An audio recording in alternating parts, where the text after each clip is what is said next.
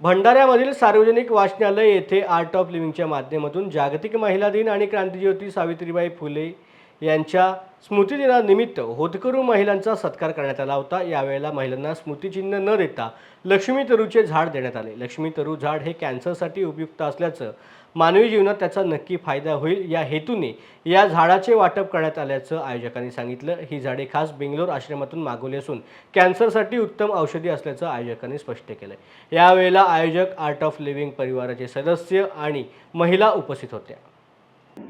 Rajani Mahesh Sonkusare art of living teacher आहे आणि आज क्रांतिज्योती सावित्रीबाई फुले स्मृती दिवस आणि महिला जागतिक दिन यांचं औचित्य साधून आम्ही भंडाऱ्यामध्ये ज्या महिला संघर्षातनं वर आलेल्या आहेत त्यांचा आम्ही सत्कार करणार आहोत।